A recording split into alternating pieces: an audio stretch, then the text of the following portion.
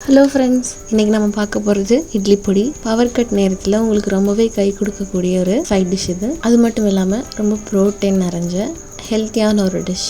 அதை எப்படி செய்யலாம்னு இன்றைக்கி பார்க்கலாம். வாங்க நம்ம ரெசிபிக்குள்ளே போகலாம். முதல்ல ஒரு பேன் சூட் பண்ணிக்கோங்க. அதில் ஒரு கப் அளவு கடலைப்பருப்பு ஆட் பண்ணி பொன்னிறமாக வறுத்துக்கலாம்.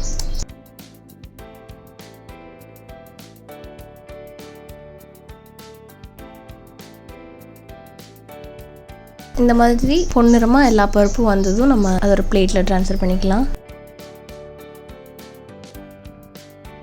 கடலைப்பருப்பு நல்லா பொன்னிறமாயிடுச்சு. அடுத்து ஒரு கப் அளவு கடலைப்பருப்பு எவ்வளோ எடுத்தீங்களோ அதே அளவு உளுந்தையும் எடுத்துக்கணும். தோலோடு உள்ள உளுந்து இன்னும் கொஞ்சம் கூடுதல் சத்து, அதனால் நான் அப்படியே ஆட் பண்ணியிருக்கேன். அதை இதையும் நம்ம பொன்னிறமாக வறுத்துக்கலாம்.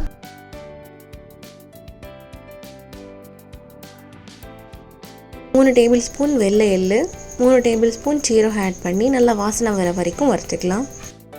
கிளறி விட்டுட்டே இருங்க, அப்போ தான் மேலே திரிக்காமல் இருக்கும். எள்ளும் சீரகமும் சேர்ந்து நல்ல மணமாக இருக்குது. இதை அப்புறம் பிளேட்டில் மாற்றிக்கலாம். 1 டேபிள் ஸ்பூன் அளவு மிளகு ஆட் பண்ணிக்கோங்க. மிளகு நல்லா வறுபட்டுருச்சு. அந்த ஸ்டேஜில் நம்ம அதை மாற்றிடணும். அடுத்து ஒரு கப் அளவு கருவேப்பிலை ஆட் பண்ணி ஒரு மாய்ஸ்சர் போகிற வரைக்கும் நம்ம வறுத்துக்கலாம். ரொம்ப முருக வேணாம்.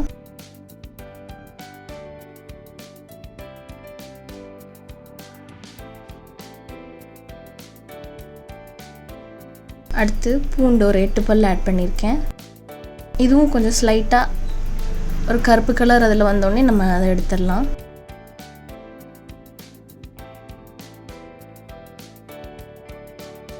ஒரு 1/2 டேபிள் ஸ்பூன் அளவு எண்ணெய் ஊற்றிக்கோங்க. அதில் பெருங்காயம் கட்டி ஆட் பண்ணியிருக்கேன். நான் பவுடரை விட கட்டி தான் ரொம்ப நல்லது. எப்பயுமே அதை வாங்கி யூஸ் பண்ணுங்கள். பெருங்காயம் நல்லா பொரிஞ்சு ஒரு நல்ல ப்ரௌன் கலர் வந்தோடனே அதை மாற்றிக்கலாம் நம்ம பிளேட்டில்.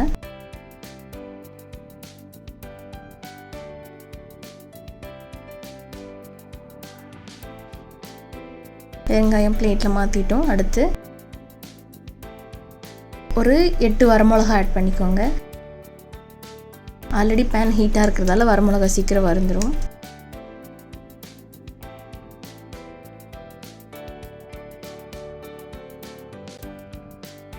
இப்போது இதை ஒரு பிளேட்டில் மாற்றிடலாம்.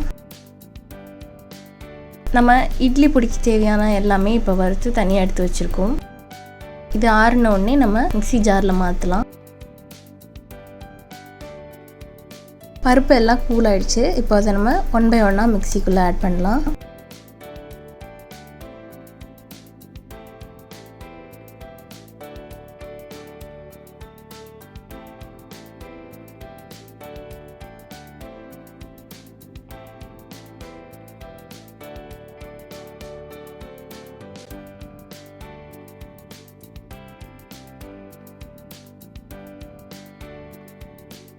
எல்லாம் ஆட் பண்ணதுக்கப்புறம் உப்பு ஒரு 2 டேபிள் ஸ்பூன் அளவு ஆட் பண்ணிக்கோங்க. உப்பு ஆட் பண்ணிவிட்டு நல்லா அதை கலந்து விட்டுக்கோங்க ஸ்பூன் வச்சு. இப்போ இதை நம்ம பவுடர் பண்ணிடலாம்.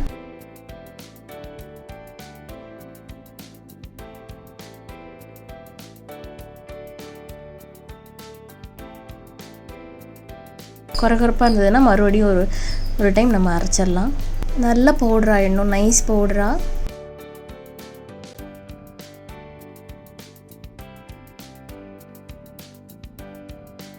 நல்ல பவுடர் ஆகிடுச்சு. நம்மளோட இட்லி பவுடர் இப்போ தயார். இது இட்லிக்கு, தோசைக்கு, சம்டைம்ஸ் நீங்கள் சாதத்துக்கு கூட அதை சேர்த்து சாப்பிட்லாம். ரொம்ப சூப்பராக இருக்கும். தேங்காய் எண்ணெய் ஊற்றினீங்கன்னா இன்னும் டேஸ்ட்டாக இருக்கும். Thank you friends. இந்த ரெசிபி உங்களுக்கு பிடிச்சிருந்ததுன்னா மறக்காமல் லைக் பண்ணுங்கள், ஷேர் பண்ணுங்கள், கமெண்ட் பண்ணுங்கள்.